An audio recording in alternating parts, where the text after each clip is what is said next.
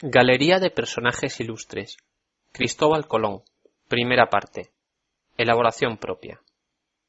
En esta ocasión nos vamos a centrar en los aspectos más importantes de la vida de un personaje muy conocido, no solo en la historia de España, sino en la historia universal. Cristóbal Colón, descubridor oficial de América. En primer lugar, hay que resaltar que nuestro protagonista no nació en España, sino en Génova, en el año 1451. No obstante, existen muchas dudas acerca de si realmente nació en Génova, Italia, o en alguna otra ciudad italiana, portuguesa o incluso española. Lo que sí está claro es que murió en Valladolid, España, en el año 1506. Cristóbal Colón era de profesión marino. En esa época existía un gran interés por encontrar una ruta que permitiera llegar al lejano oriente por mar, esto es, navegando, y el interés por llegar a esta parte del mundo se debía a la riqueza de la misma en especias, entendiendo como tales los típicos condimentos que actualmente siguen siendo muy utilizados para cocinar. Pensemos en el azafrán, comino, pimienta, etc. Pero en esa época eran aún más codiciadas no solo por sus propiedades culinarias, sino también por su capacidad para favorecer la conservación de los alimentos, permitiendo así su consumo posterior. Pensar que en esa época, lógicamente no había frigoríficos y prácticamente a diario había que abastecerse de alimentos en todas las casas. Pero volvamos a la vida del personaje que estamos tratando en este audiotexto. Colón, ya desde joven, se interesó por la navegación y se hizo marino, enrolándose en diversos navíos que comerciaban por el Mediterráneo. Según los historiadores, Colón llega a las costas de la península ibérica como consecuencia del naufragio de su navío cerca de las costas portuguesas, al ser este atacado por un buque corsario.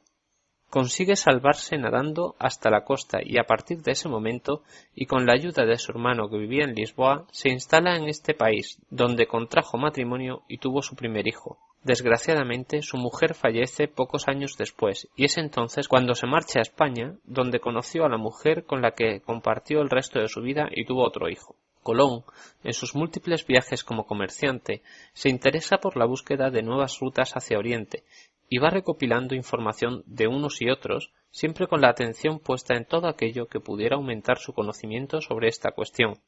De esta forma se va formando en su mente el proyecto de llegar a Oriente navegando hacia Occidente, esto es, en dirección contraria a la que el resto de navegantes trataban de llegar a esa zona, especialmente los portugueses. Todo esto se basaba en lo que había leído Colón acerca de la forma de la Tierra.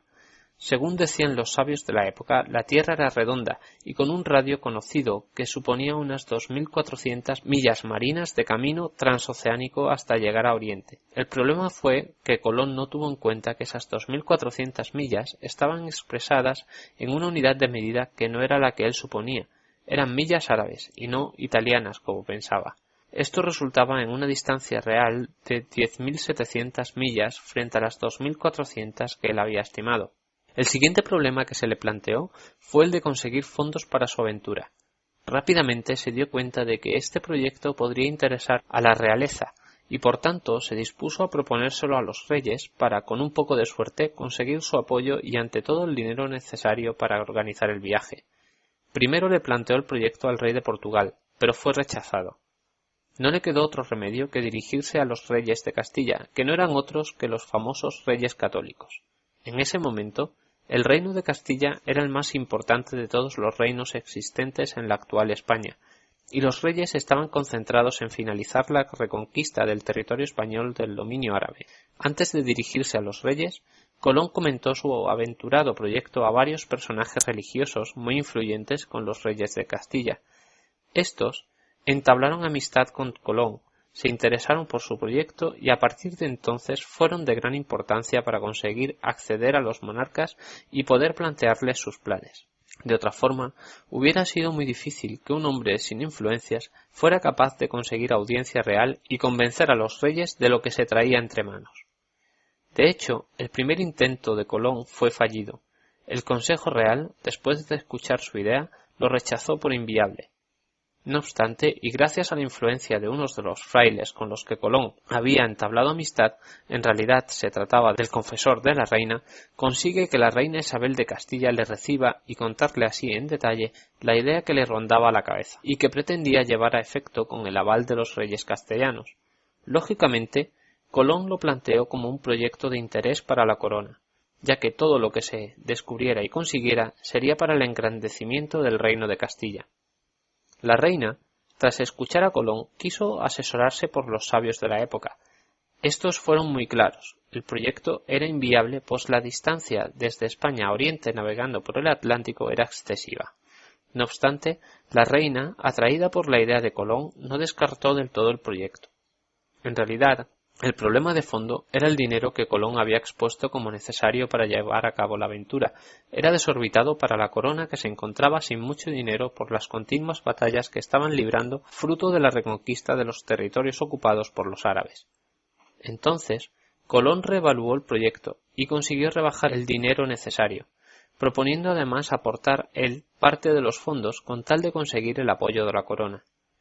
Otro punto a su favor fue el apoyo del rey Fernando de Aragón, esposo de la reina Isabel, que aunque bastante más tarde que la reina, también se sintió atraído por la original idea. Ya no era solo uno de los monarcas, sino los dos, los que estaban a favor de Colón, y esto trajo consigo que las negociaciones de éste y los monarcas finalmente llegaran a buen puerto, y la cooperación entre ambas partes quedó plasmada en las llamadas Capitulaciones de Santa Fe, el 17 de abril de 1492. Este documento era una especie de convenio entre ambas partes y se fijaba lo que Colón obtendría de lo que se pudiera descubrir y, por supuesto, la proporción que se quedaría a la corona de todo aquello que se conquistara y obtuviera como consecuencia de la expedición.